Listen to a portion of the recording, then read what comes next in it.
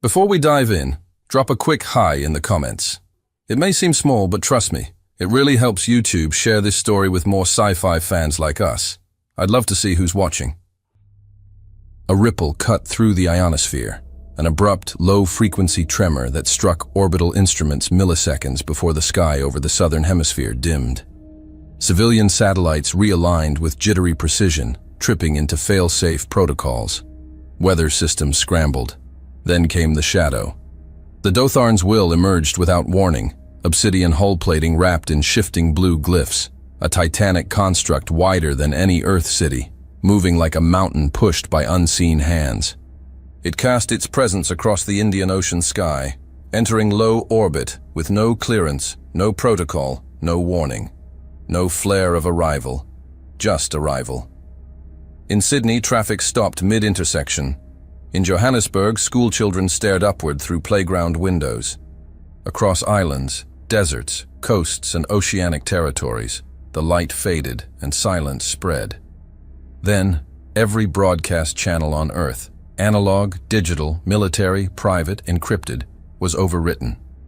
On the bridge of the Dotharn's will, Grain Executor Violent Tissar stood as still as iron.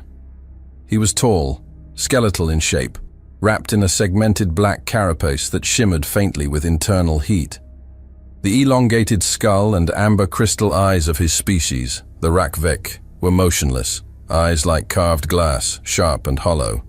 To his left stood High Diplomat Jura Nell of the Volari, clad in layered ceremonial cloths interwoven with silver thread, tall boots laced up to her hips, and a circlet of white metal shaped like thorned vines curled around her crested temples.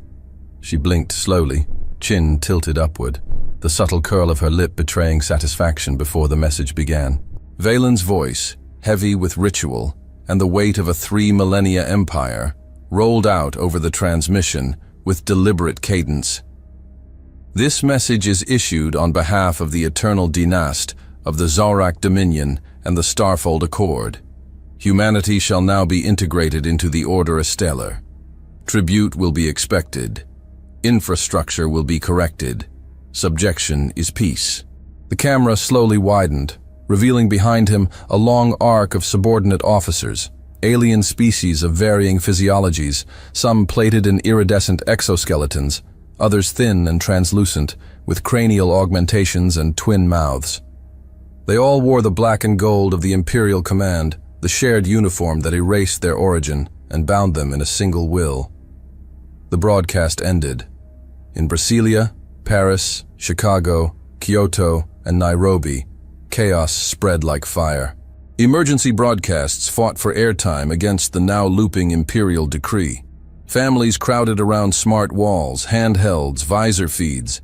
Analysts speculated in real time. Was this a hoax, a simulation, a test? No one answered, but someone already knew. 5 kilometers beneath the Himalayan crust, in a sealed structure known only as Erebo Base, the message finished playing on a holographic display with no sound. The room remained silent for a moment. No one moved. No one panicked. The table's holographic projection showed a precise 3D model of the Dotharn's will. Rendered in real time, its trajectory marked, gravitational distortion plotted, mass ratios pulsing in blue. A secondary screen had already finished parsing the alien dialect, tagging syntax structures and cataloging idiomatic markers. The system flagged it as rehearsed ritual speak, cross-compatible with 3 prior annexation events. Atmospheric compression overlays glowed along its flank.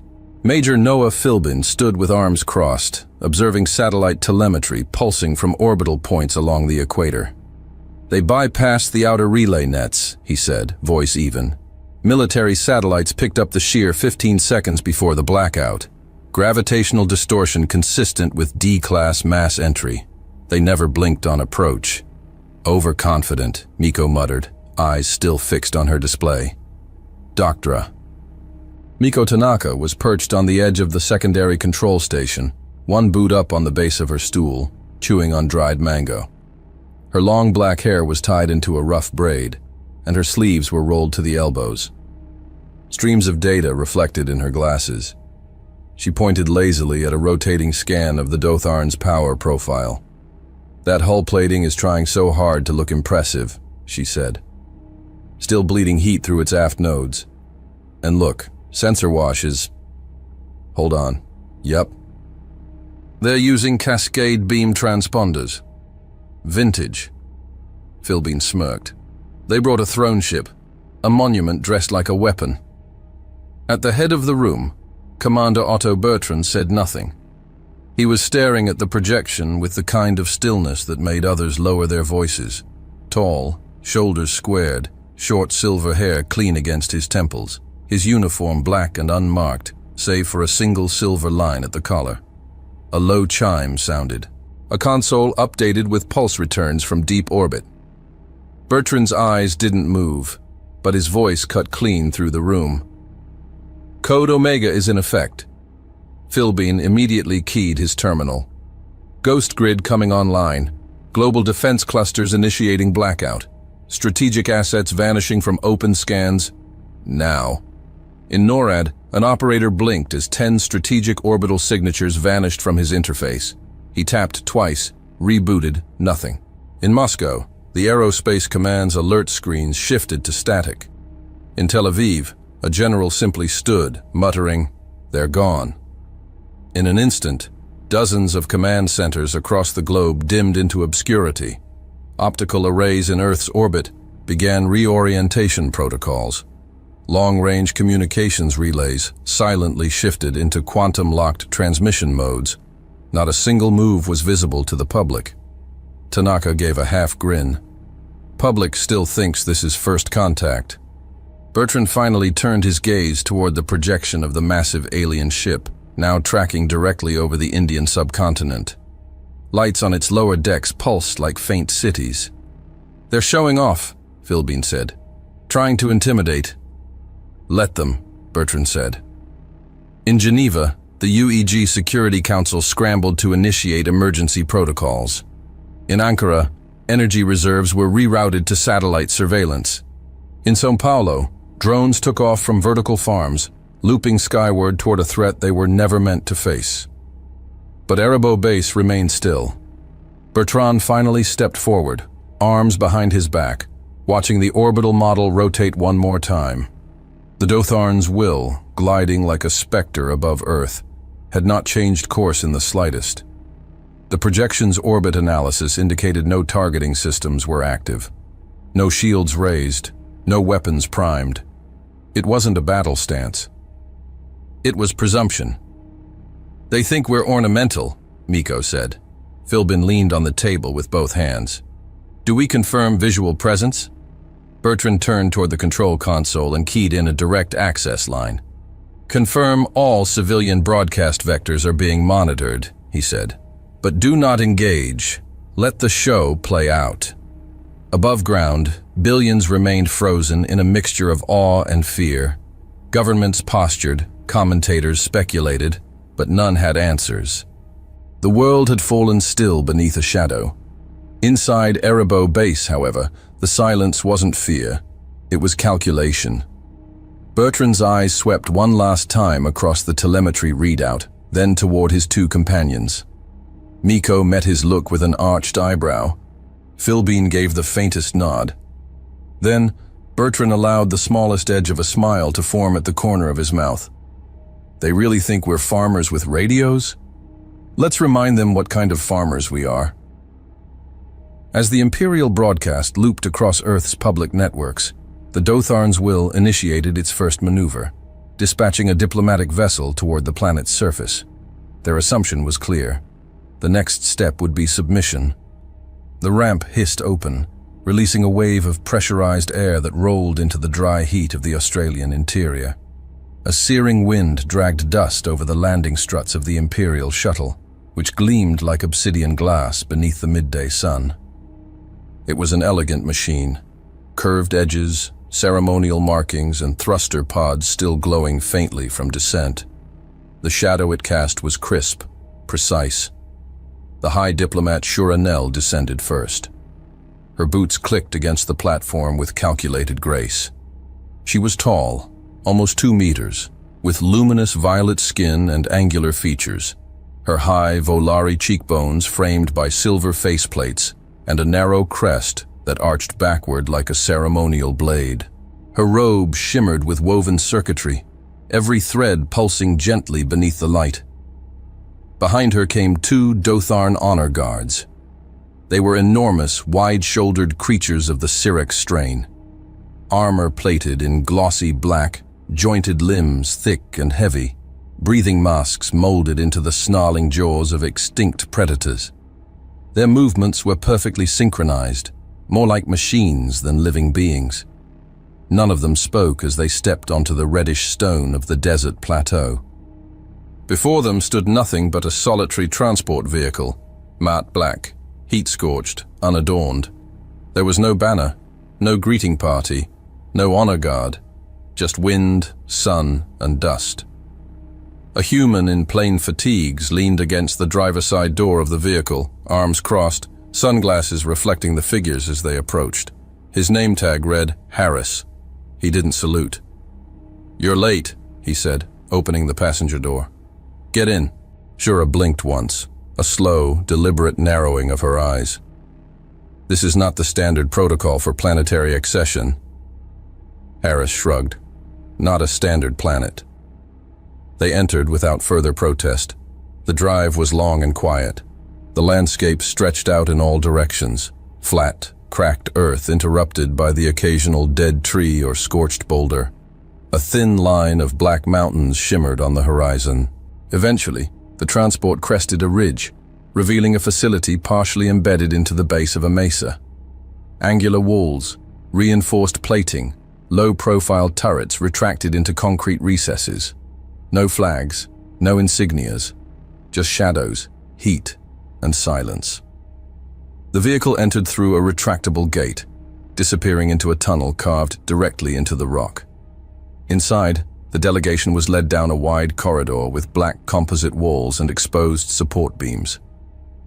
Pale lights lined the floor, and soft hums echoed from unseen machines. There were no guards, no grand halls, no sign of ceremonial preparation. In the chamber, one of the analysts whispered to Miko, "You think she'll do the full oath?" Miko smirked, not looking up. "She won't get to the second clause." At the far end, a door opened into a rectangular chamber, functional, undecorated. A single table sat in the center, flanked by 10 chairs, half of them occupied. The room smelled faintly of metal and ozone. At the head of the table sat Commander Otto Bertrand. His posture was still, controlled. Hands folded loosely over a datapad, gray eyes locked on the incoming guests with the detached focus of a sniper. His uniform was a simple matte black, collar lined with a narrow strip of silver. No rank displayed, no ornamentation. Major Noah Philbean stood near the rear of the room, arms crossed over a reinforced vest, his expression unreadable. He said nothing, only watched. To Bertrand's left, Dr. Miko Tanaka leaned casually against a console, chewing something and holding a paper bag. Her hair was braided over one shoulder, lab coat unbuttoned. Her face lit with calm amusement as the aliens entered. The doors closed behind them with a soft hiss. Shura stepped forward, her tone instantly ceremonial. "On behalf of the Eternal Dynast and the High Executorate of the Zaurak Dominion, I, High Diplomat Shura Nell, initiate formal first contact protocol for system assimilation. You will henceforth..." Philbin didn't move, but a slight flicker passed through the room. A ripple of static shimmered across the floor tiles for half a second, barely noticeable. One of the human security officers near the wall tapped a concealed switch embedded in his wrist. Instantly, a low-power biometric signal activated across the room. The honor guards didn't react, but a sublayer of their armor blinked briefly. Internal sensors silently began transmitting physiological data through their own environmental sync filters, completely unaware they were being skimmed. From the ceiling, a drone adjusted position. Another emerged from a wall vent, small, quiet, a black sphere no larger than a grapefruit. Its lens rotated, capturing multispectrum footage of the delegation's posture, heart rate, micro-expressions. Jura continued speaking, oblivious. Bertrand didn't rise. He didn't even gesture. He let her speak. As she recited imperial legal frameworks and cultural doctrines, Miko crossed the room, paper bag in hand, and approached one of the towering honor guards. She stopped a meter away. The soldier towered over her, 7 feet of breathing armor and hydraulic joints. It remained still, visor gleaming. Miko offered the bag. Inside, popcorn, fresh, salted. "Want some?" she said with a slight tilt of her head. The drone above pulsed. The guard's body temperature spiked slightly. A half-step of hesitation. The other shifted its weight, one gauntleted hand twitching toward its weapon. Jura faltered mid-sentence. Her crest flexed in irritation. "What is the meaning of this?" Miko didn't answer. She gave a dry smile. The translator module stuttered, momentarily unsure how to interpret the interaction. Gesture, non-threatening. Cultural deviation. Insult, snack offer. Humorous intent, unclear. Philbin chuckled under his breath. Jura stepped back slightly, nostrils flaring. "You are expected to receive the Imperial delegation with deference and protocol. This irreverence is unacceptable." Bertrand looked up. He smiled. And then suddenly, he laughed. It was a short, sharp bark of real amusement. Dry, cutting, confident. One of the analysts seated at the far end of the table chuckled. Another leaned back and crossed his legs, watching with mild interest. Bertrand didn't rise. He didn't answer the accusation. He let the silence fill the room again. Jura straightened, trying to recover composure. She glanced at the guards, one of whom was now visibly tense. Their breathing had quickened. One clenched its fists slowly, joints flexing audibly. The drones above recorded everything. No threats, no weapons, no warnings, just humans, relaxed, confident, disrespectful. "I will report this to the executor himself," Jura said coldly. "Be sure to spell our names right," Philbin muttered. A flicker passed through Jura's face. She was losing control of the narrative. Her eyes scanned the room again, confused by the casualness, the informality, the utter lack of concern. Bertrand finally leaned forward, resting his arms on the table. He looked her in the eye. "Tell me," he said, voice low, almost amused. "Do you always greet people this way when you think they can't fight back?" Jura didn't reply. The drone above shifted once more, narrowing in on the tremor beneath her jaw. It catalogued everything and sent it silently home. Philbin glanced at the stream on his wrist display. "Recording complete," he muttered.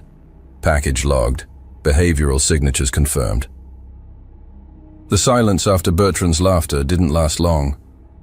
With her composure cracking and protocol unraveling, Jura stepped forward, no longer amused. Jura's voice sliced through the cold air of the room. "This behavior is unacceptable. You will address us with the protocol ode to the Order Estelar. Your conduct is an insult not only to this delegation, but to the Dominion itself." She took one measured step forward, shoulders squared, crest raised high. Her tone, once ceremonious, now rang sharp with authority. "Any further disrespect will result in formal retaliation." Her words hung for a beat too long. The 2 Cyric honor guards behind her adjusted their footing, subtle but defensive. The heavier one activated a subroutine in its armor. A soft chime confirmed its readiness status had shifted from passive to pre-alert. Major Noah Philbin didn't react. His arms remained folded. He simply turned slightly toward Commander Otto Bertrand and waited. Bertrand was already moving. He tapped the table's edge twice. The lights dimmed in response, and a holographic field shimmered to life above the central console, initially a translucent sphere, then rapidly sharpening into a detailed, rotating image of the Dotharn's will. The model was striking in scale, kilometers long, obsidian-plated, pulsing with soft blue energy veins across its hull. But within seconds, overlays began to populate the projection, flickering lines, red-ringed sectors, diagnostic nodes. Executor Tissar's flagship, he said, his voice calm. Currently in low equatorial orbit. You'll note the blind spot here. Lower aft shield quadrant. A recurrent flaw across the Dotharn-class design lineage. He gestured toward a red highlighted arc on the ship's underbelly. We confirmed the instability 17 years ago. Still present. Shura's expression tightened. And here, Bertrand continued, a thermal bottleneck near your dorsal capacitor clusters. That spike isn't just heat. It's bleed-off from magnetic containment field degradation. The projection magnified the section in question. New annotations appeared, predicted stress thresholds, power oscillation ranges, estimated response delays. The honor guards shifted again. The taller one's visor narrowed. Their breathing changed, subtle enough to pass unnoticed by most. But not by the drones still silently hovering above. Jura's lips parted as if to interrupt, but another voice cut through the room. This is Executor Tissar. The transmission came from the bridge of the Dothan's will, patched in through the delegate's implants. Valen Tissar's voice was deeper than Jura's, resonant, dry, almost mechanical. You will terminate this unauthorized surveillance immediately. You are in violation of interstellar code. This is your final... He paused mid-sentence. On the projection, new data began scrolling. Cross-link integrity graphs, real-time structural telemetry, and internal command hierarchies exposed and labeled in Terran script. Valen's voice returned, sharper now. Initiate signal cutoff. Override their projection channel. Block the transmission. Silence followed for a beat. Then, an alien officer's voice bled faintly through the open link. Executor, signal integrity remains stable on their end. We are unable to disrupt. Subroutines are reallocating energy from secondary systems, initiating data shielding, another officer said. Philbean tapped his display once. Redirected before the command packet finished transmission. We spoofed their modulation map last quarter. A beat. Countered, replied Philbean, watching a soft green light stabilize on his display. We patched that maneuver 6 months ago. A visual overlay blinked red on the Dotharn's bridge. Jam failed. A second later, it disappeared. Suppressed. Bertrand didn't blink. The projection shifted seamlessly. A new layer unfolded around the Dotharn model. This time, a holographic simulation window titled Operation Helix, Variant 6D. Tactical data scrolled along the margins. Dr. Miko Tanaka, still lounging near the console with her paper bag in hand, tapped the edge of her interface. The simulation initiated. A timestamp glowed in the corner. T+0 seconds. In the simulation, the Dotharn's will encountered a human battle group. 6 ships, smaller and seemingly disorganized. Within seconds, the human vessels spread in a wide V pattern, deploying a coordinated sensor disruption net. The Dotharn opened fire. At time 0+9 seconds, it took its first critical hull breach. At 14 seconds, the shield core collapsed. By 17 seconds, the Dotharn was nothing but kinetic debris. The simulation froze. No flashing victory banners. Just a timestamp and a static image of a fractured Imperial dreadnought. 17 seconds. Silence spread through the room like a slow-moving gas. One of the honor guards tilted its head slightly toward the projection. The other flexed its massive fingers, claws clicking against armored knuckles. Jura stared at the image. Her eyes twitched once. Her crest lowered half a degree. Philbean didn't look at her. His voice was dry, almost casual. We didn't run that scenario today. That one's from last week. Miko grinned. We like to keep it fresh. Jura drew a breath. Valen's voice didn't return. On the bridge of the Dotharn's will, an aide glanced sideways at the executor, expecting orders. None came. A tension field spread through the command pit, silent, electric, unspoken. Bertrand circled slowly to the far side of the table, hands behind his back. The projection rotated, now showing telemetry readouts of the simulation. Hit vectors, system failure chains, reactor overload timing. No theatrics, he said quietly. Just numbers, physics, math. Miko stepped forward now, tapping her datapad. She brought up a waveform history, spanning 27 years. "You've been talking in the open for a long time," she said, flicking between encrypted data clusters and matching human transcripts. "We didn't need to break your codes. You left the door open and walked the same path every time. The Zarek Dominion recycles diplomatic frameworks in closed cycle rotations every 64 weeks, like clockwork." She stopped at a line of hex-formatted strings. "This one? You used it on a mining colony in the Zekari belt 8 years ago. We caught the echo here. You call it an annexation anthem. We call it a pattern." Jura looked from Miko to the simulation, then to Bertrand. "You've been listening." "Listening," Bertrand repeated. "Watching. Waiting." Philbin unfolded his arms. "You thought we were unarmed, unaware. That's not only arrogance, it's also poor analysis." The display dimmed. The hologram faded into black. Only the faint glow of the ceiling lights remained now. The delegation stood in silence. No one moved. Finally, Miko popped a kernel of popcorn into her mouth and turned to Valen's delegation. "Don't try," she said lightly, mouth half full. "This timeline's been locked for years." Jura said nothing. One of the guards shifted its weight back onto its heels. A micro-expression passed over its face, one that even its armor couldn't hide. Doubt. The myth of Zaurak's superiority had just met a timestamp, and it ended at 17 seconds. A low-frequency pulse rippled through the subterranean halls of Erebos Base. On the main command deck, one of the side panels blinked green for the first time in years. The light was faint, steady, and unmistakable. Behind it, the air was still. Bertrand's voice broke the silence. "Begin Phase 2." Instantly, deep within the Earth, steel bulkheads unlocked with seismic groans. Elevators descended into levels not listed on any official registry. Lights flickered to life across sealed corridors.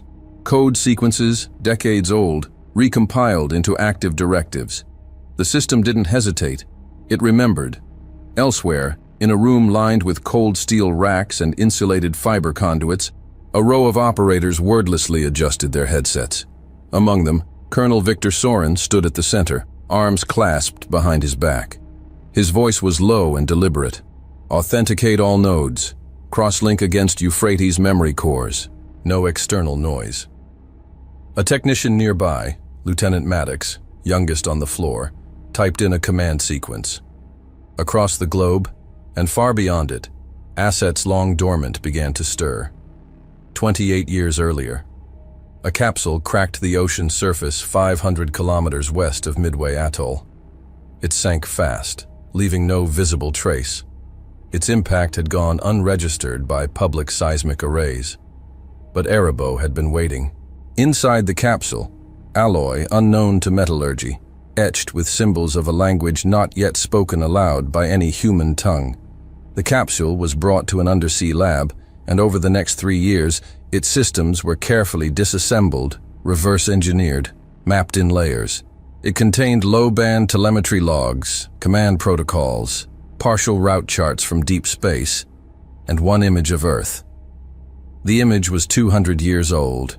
Crude satellites, steam-era infrastructure, a single caption written in old Rakvek glyphs: "Primitive colony, no threat." That phrase was printed and framed in the private war room of Erebos' founder, General Thomas Averall. He never took it down. Back in the present, above the orbital horizon, the Dotharn's will floated motionless. Inside its control core, Executor Vilan Tisar stood silently, eyes fixed on the data cascade before him. The glyphs were shifting. Slowly at first, just sync drift, he told himself. Noise. But now the propulsion monitors were lagging. Gravitational alignment queries were reprocessing. Subsystems were refracting. He turned to his lead systems analyst, a reptilian Endhar hybrid with nested ocular sockets and a breathing array along his jaw.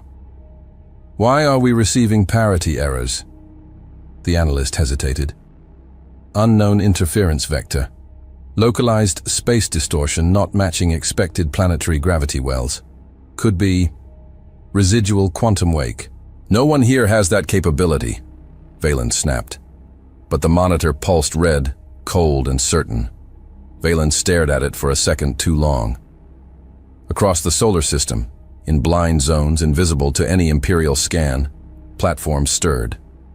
One by one, graviton satellites, cloaked by null lensing and hidden in heliosynchronous polar slots, reactivated. In the Kuiper Belt, beneath the shadows of Pluto's smaller moon Kerberos, a structure that resembled an irregular ice formation cracked open from within. A mechanical spine rose upward, aligning with faint traces of interstellar radiation. Its surface shimmered, plasma sheathing across overlapping stealth plates. Fleet Phantom was waking. No fanfare, no signal. Just movement in the dark, like predators uncoiling in deep water.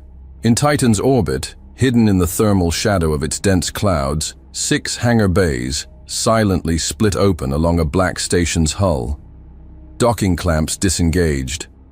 Ion sails folded back. Internal magnetic catapults began spin-up. In the dwarf planet Ceres, a false mining station shifted slightly. The surrounding rock surface cracked and fell away, revealing a central chassis the size of a skyscraper, low-emission thrusters already warming to life. Each launch system was timed to celestial mechanics, built to engage from Lagrange points and obscured orbits. The command relays weren't coming from Earth's surface. They were bouncing between dead satellites, shell corpses carrying embedded AI cores designed to forget unless specifically triggered. They had just remembered. Aboard Erebos, Colonel Soren watched as the Fleet Phantom markers appeared on the tactical globe, one after another, aligning into a 3-layered sphere around Earth. The first message came from the Titan array. Vector Alpha 19 online, propulsion hot, targeting lock, passive. Then, Ceres. Gamma spine confirmed, synchronizing drift, radiation mask stable. Then from Deep Space Relay, K Delta 7, Phantom grid formation complete, awaiting final sync. He nodded once. In a separate wing of the base, sealed under a magnetic vault, Operation Euphrates completed its subroutine. Old logs flickered alive. Dozens of data packets blinked to full resolution. 25 years worth of intercepts. Imperial patrol chatter, route charts, supply run patterns, command echoes lost in stellar drift. Most had been captured not by targeting signals, but by dropping probes inside meteor clusters. Human engineers had built cloaked recorders, hitched them to debris, and flung them on ballistic trajectories into Zorak-patrolled space. 1 in 10 returned. That was enough. Inside one of those packets had been the full audio structure of a Zorak naval warning siren, now reconstructed, layered into Fleet Phantom's electronic warfare suite. Above, on the Dotharn's will, Valen's eyes narrowed. Bring comms offline. I want full reset of our targeting processors and inertial nav data. This is... He stopped. Something was wrong.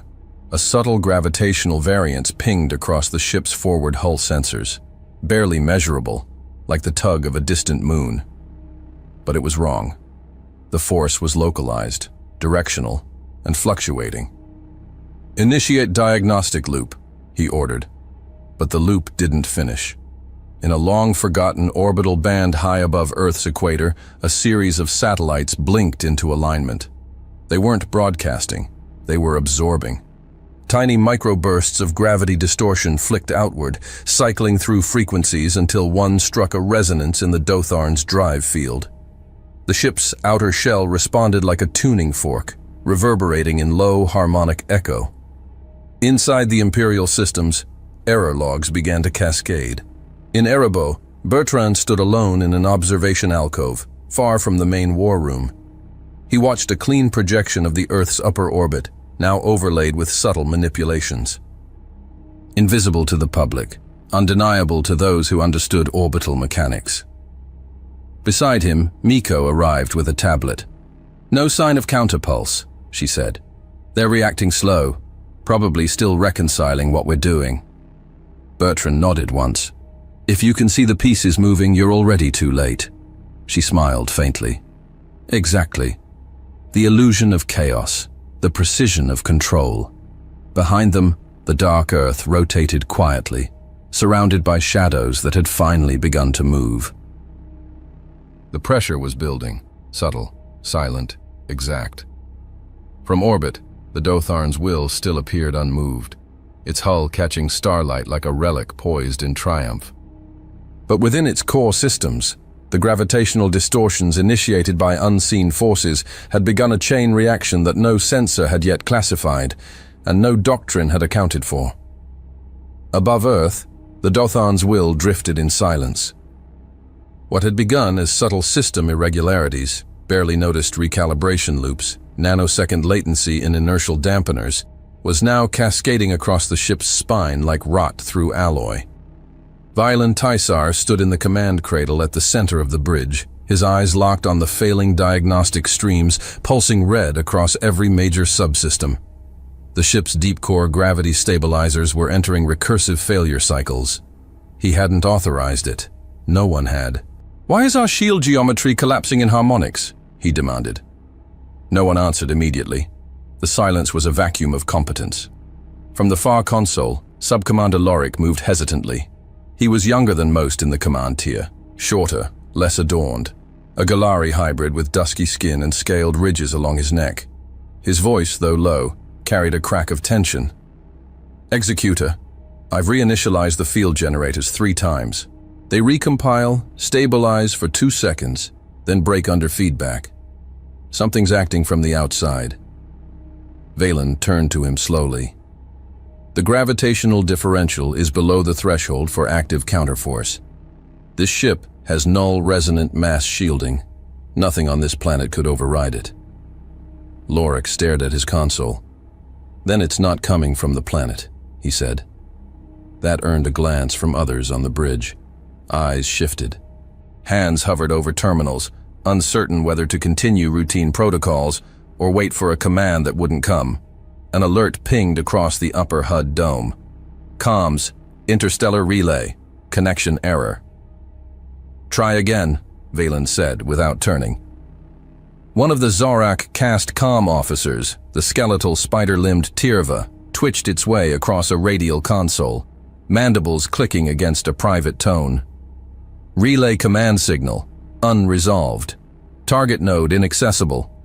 Pathway severed. Switch to fallback network," the Tirva hissed softly. "Fallback unavailable. All outbound traffic is being deflected." Across the bridge, another display dimmed. Subsystems previously under encrypted command began returning control errors. Data packets were looping back with artificial delay, like they were being mirrored. Vilen's mandibles clicked, then Lorik again, quiet, but pointed. "Executor, are we certain this isn't sabotage?" The word cut through the bridge like a rupture. Multiple heads turned. Silence dropped sharp and sudden. Vilen took 2 steps forward. Lorik flinched. "Say that again," Vilen said. "I'm saying, sir, we've had sleeper threats before, embedded in lower decks, synthetics, contaminants. If something, has embedded itself." Vilen raised his hand. A pulse of sound triggered a security override. Lorik's console blacked out. A moment later, his implant flashed red, and his voice caught mid-word. His breathing stopped for a second, then resumed, shallow, mechanical, disconnected. "Return him to quarters," Valen said. 2 armored guards moved instantly, dragging the dazed sub-commander out of the chamber without protest. Shuranel, standing at the rear of the command dais, stared in horror. Her crest flattened to her scalp. Her voice, when it came, was low and brittle. "You just silenced your own command staff." Valen didn't turn. He forgot his place. Jura stepped forward, eyes scanning the data streams. Shield arrays flickered. Engine diagnostics red-lined. The ship's attitude controls were jittering by fractions of a degree. She tapped her own wrist console, typed a direct access sequence. "I'm initiating an emergency broadcast to the Sector Spine Command," she said. "We're under coordinated disruption. This is a lawful escalation." "Denied," replied the console. She froze. Access restricted by vessel authority. External broadcasts blocked at executor-level clearance. I didn't block it, Valen said. The ship had done it for him. Jura stared at the console like it had struck her. A distant hum vibrated through the hull, low and directionless, the kind of resonance that didn't belong on a ship like this. Executor? One of the flight engineers whispered. Our hull pressure is stable, but the inertial readings don't match our orbit. We're not where we're supposed to be. That's impossible. And yet, the numbers didn't lie. A gravitational sink, weak, artificial, surgically precise, was pulling against their trajectory. Not enough to displace them. Just enough to confuse every internal system designed to align with space-time. The ship's brain was guessing now. Beneath the surface, far below, Erebos' command room remained dim. The tactical display showed nothing. No targets, no lock-ons, no fleet. Only a single line of data feeding from a deep AI process known simply as Haliot. Captain Richard Hanley stood by the interface, arms at his sides. He watched the output scroll without touching it. Prediction, accuracy, 98, 6%. Next bridge, reaction. Executor will issue internal threat lockdown. Estimated delay, 4. 3's recommended next trigger, none. Maintain passive containment. Haliot had already mapped the Imperial ship's operational flow patterns based on 2 decades of language deconstruction, behavior modeling, and sensor lag extrapolation. It knew what the Executor would do before the Executor did. Hanley didn't speak. Behind him, a junior officer named Carlyle glanced over from his secondary terminal. Should we update external arrays? The anomalies are starting to spike. Hanley shook his head once. They'll stabilize. That's the point. The screen adjusted again. Prediction accuracy, 99, 1%. Executor will attempt direct override of propulsion failsafe. Command will loop. Back on the Dotharn's will, Valen slammed his fist against the console. Reroute power from auxiliary grids. I want manual override on thruster alignments now. One of the system techs, shimmer-scaled, antennae twitching nervously, responded without turning. We're locked out of navroute access. The failsafe loop is rejecting inputs. Then disable the failsafe.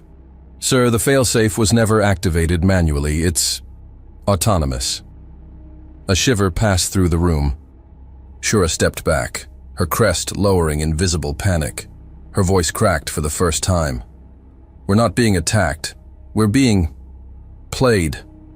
Bertrand, watching from the surface, said nothing. His screen was dark. Bertrand said nothing.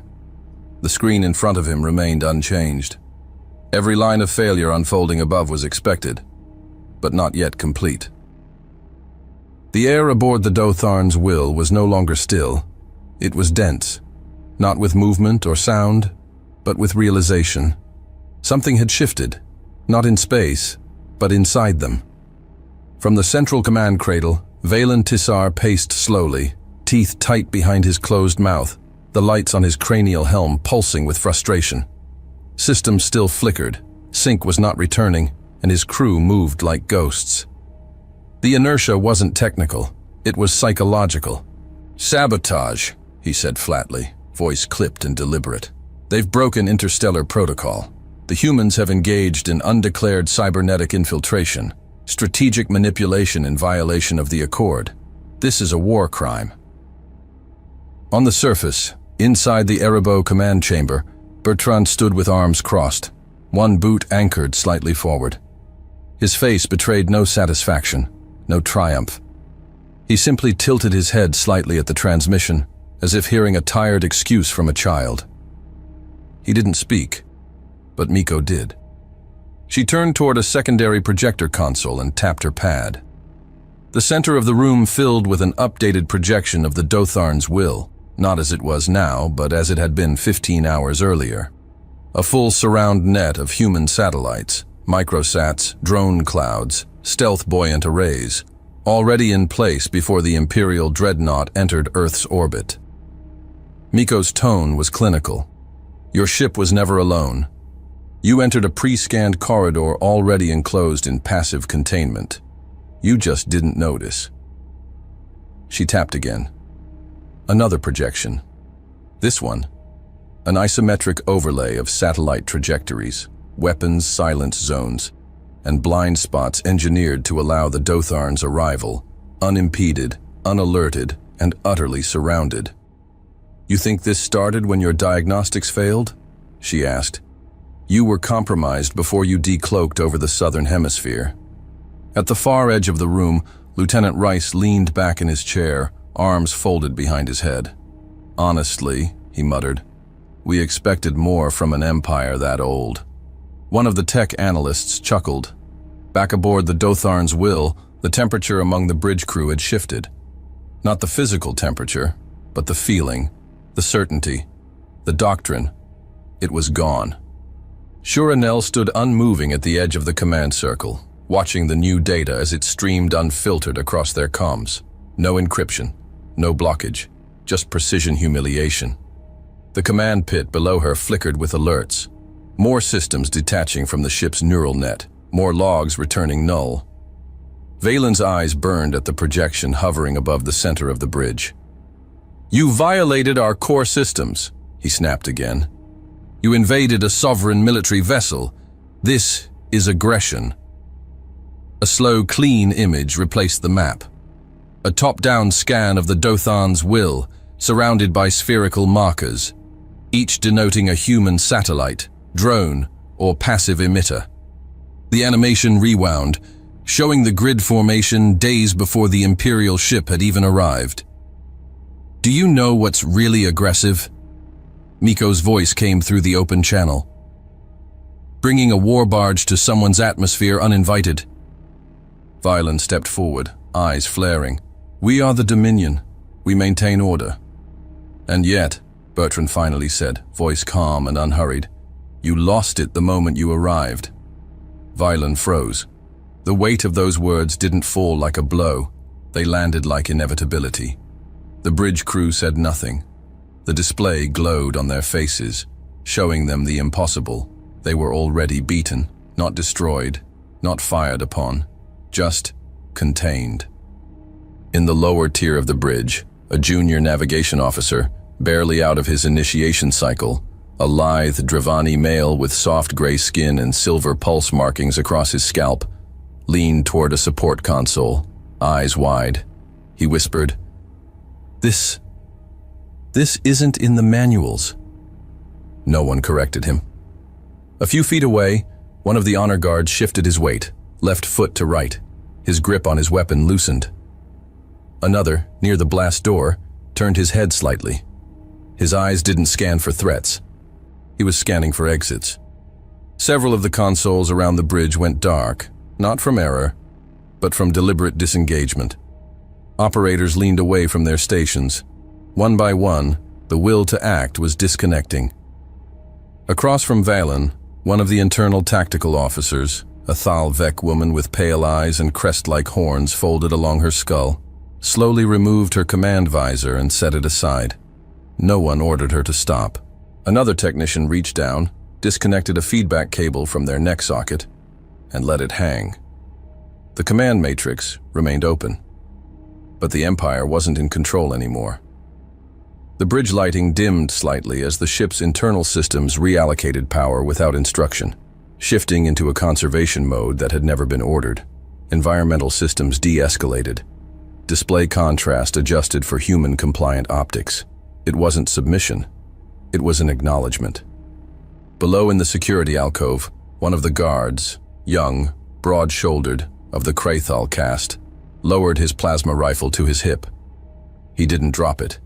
Just let it rest. His partner beside him stared straight ahead, visor dark, still as stone, but his breathing had changed, slower, shallower. Even the armor noticed. Back in Erebos, the human operators didn't speak. They didn't celebrate. They watched the feed silently, as ranks of Imperial crew began to stop moving like an army and start moving like individuals again. Miko narrowed her eyes at a new telemetry stream and muttered, almost under her breath, "They're disconnecting themselves." Bertrand looked at the screen ahead of him. It showed no warning alerts, no battles, no firing solutions. just the slow dissolution of doctrine. One line of code appeared in the interface, part of an observational macro-tracking behavioral shifts. Subroutine, core collapse, symbolic integrity failure, signal intelligence doctrine, status, active. And on the bridge of the Dotharn's will, as the ship floated in absolute silence, the last image still displayed on their main interface was the same projection they could no longer deny. Earth, surrounded, waiting, and quiet. The stillness aboard the Dotharn's will had gone from tense to absolute. Lights dimmed not by damage, but by detachment. Consoles no longer blinked with alerts. They had nothing left to say. The Imperial vessel, once the embodiment of dominance, floated like a monument in stasis, caught between presence and irrelevance. Inside Erebos' command center, the atmosphere was colder than usual, not because of temperature, but because of what wasn't being said. Commander Otto Bertrand stood still at the center of the observation deck. His expression hadn't changed in hours. The tension in the room didn't rise. It had nowhere to go. Major Noah Philbin stood just behind him, arms folded, watching the tactical interface. A dark field of green icons glowed in a sphere around Earth, each one a ship, each one invisible. None of them had moved. Across the room, Dr. Miko Tanaka leaned forward and placed her palm on a recessed touchpad set into the glass console.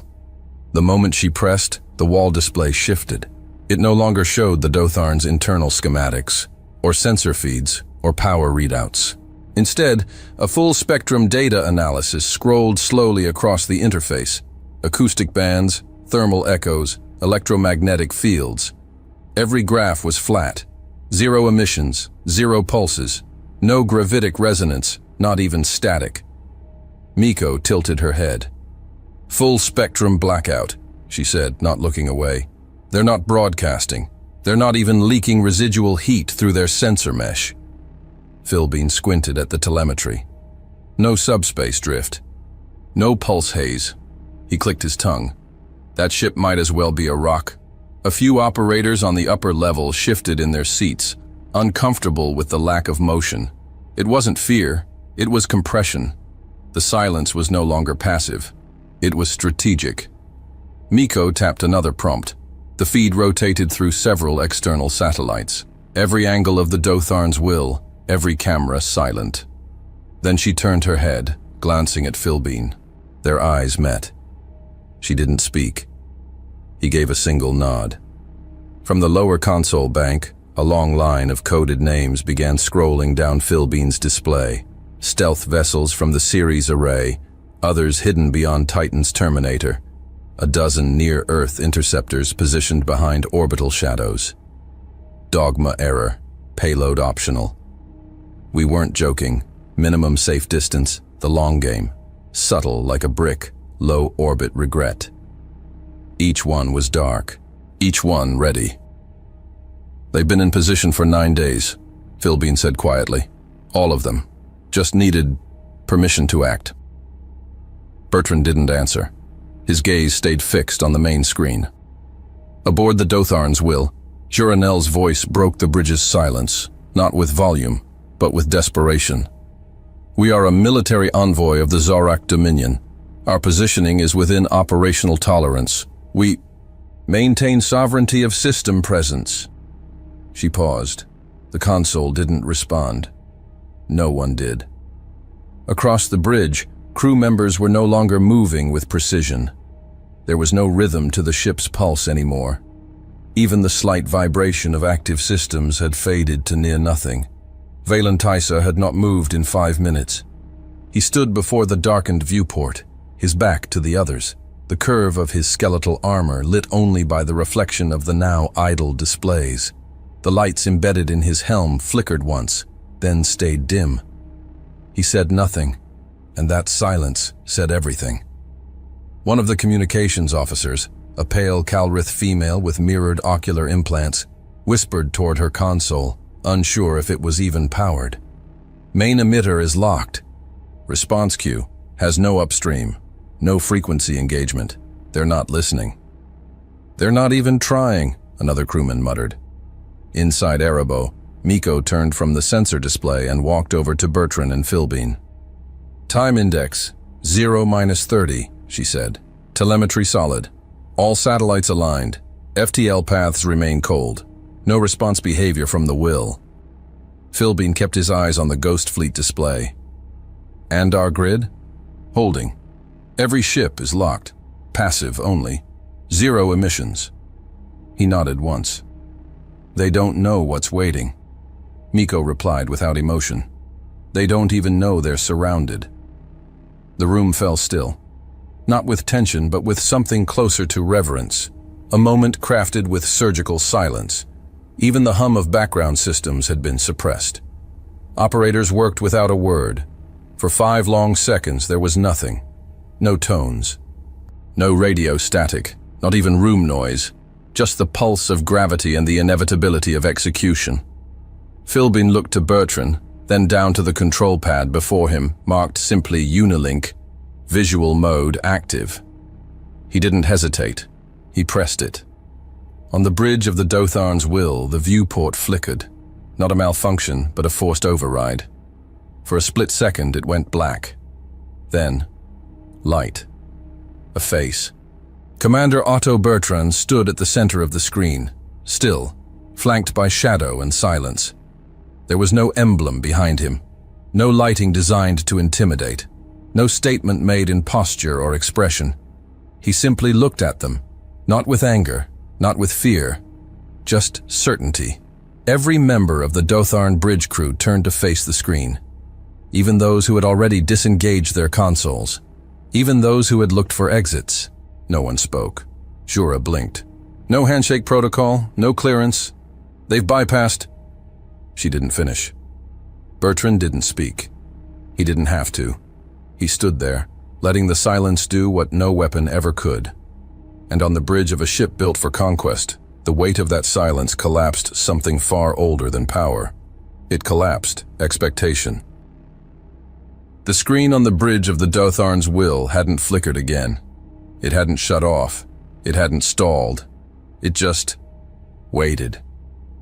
The human commander hadn't spoken. He remained motionless on the display, surrounded by a void of silence deeper than space itself. Behind him, there was no symbol, no flag, no holographic crest. Just an open frame, a black backdrop, a shadow stretching into something unseen. And still, he said nothing. Valen Tissar didn't move. His eyes, those ancient amber-mirrored lenses embedded into his skull, reflected the projection of Bertrand's face with disturbing stillness. Each second that passed was another nail in the illusion of superiority the Dotharn's will had carried into orbit. It was suffocating. No alarms, no weapons, no words. Until Bertrand finally blinked. Then he spoke. "You came to give orders." A pause. Not for effect, but for power. "Now you'll hear ours." The weight of the sentence didn't crash into the bridge like a threat. It settled in like gravity, undeniable and absolute. Even before he continued, it was already clear that the balance had inverted. Bertrand's voice stayed calm, devoid of bravado.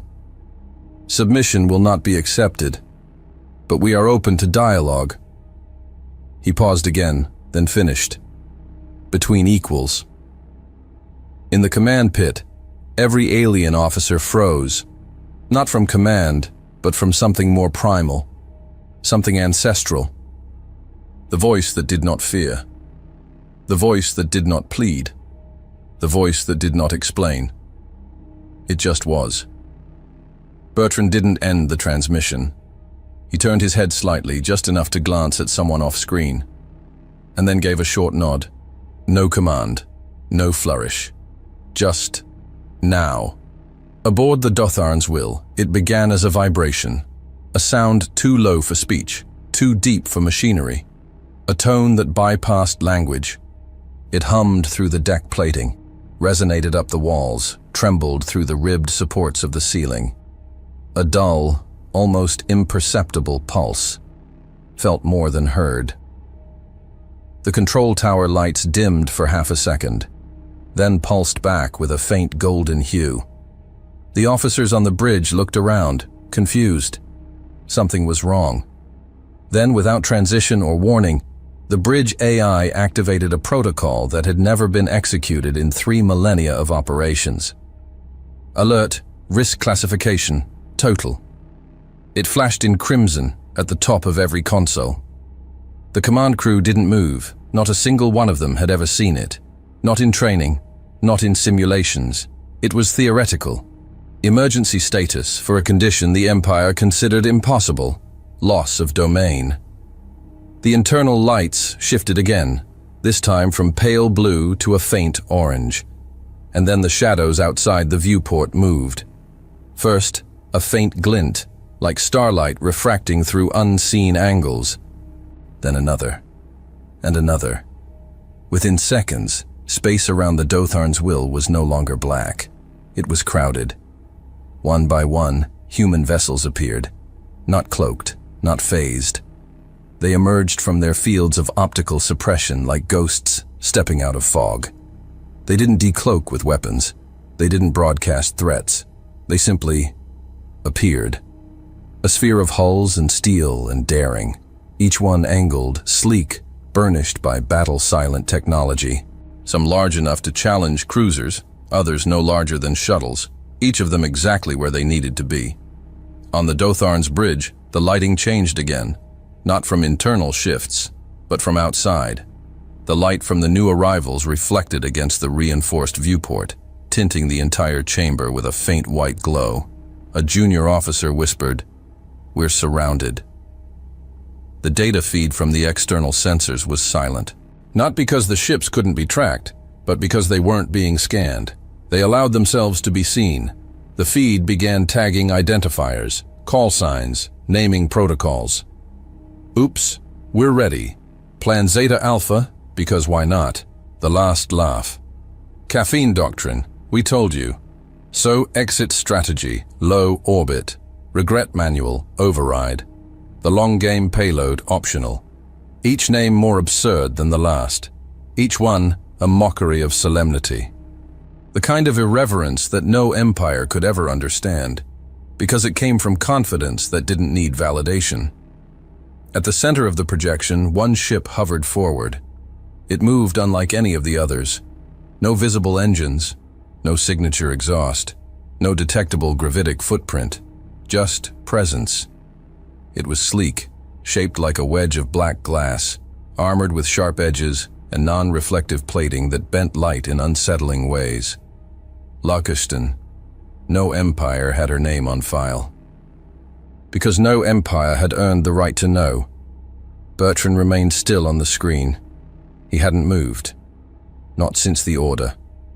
And now, he's still in silence. Because the silence of hundreds of human ships said everything. On the Dotharn's bridge, a single, shrill tone cracked the air.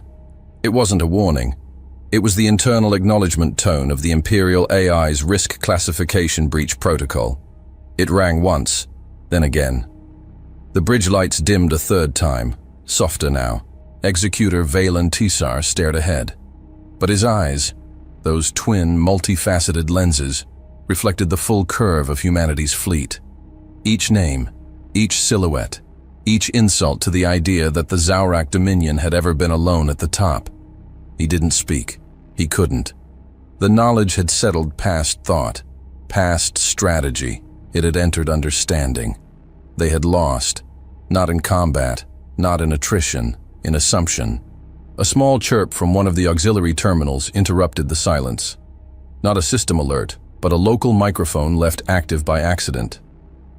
And through that open channel, from a lower-ranked human ship whose ID had just been tagged as subtle like a brick, came a voice, young, male, light, and amused. Huh. They really thought we weren't ready.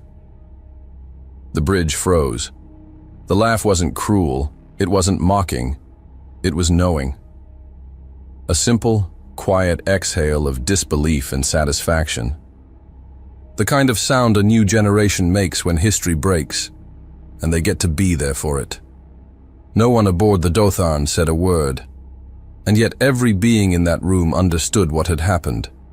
Not just a defeat, not just a trap, a rewrite of hierarchy, a reminder whispered through the void by a species that refused to be underestimated. You came to teach us who you were, and we showed you who we really are. Hey there, space human. I'm really curious about your thoughts on this video. Drop a quick comment and let me know what's on your mind. Or just say hi if you prefer. Either way, I'd love to hear from you. Oh, and one last thing. Every great soldier knows that to survive and become a hero, taking care of yourself is key. So before you go, check the pinned comment. Trust me, it's important. And I've chosen another video for you to watch. Just click the card here, or here if you want the whole playlist. See you there.